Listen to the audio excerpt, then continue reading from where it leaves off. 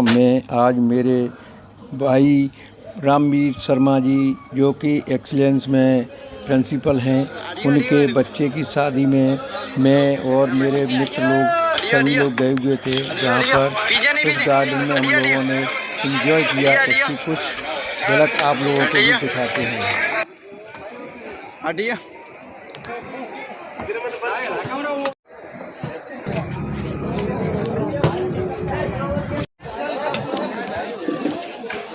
आया गाड़ी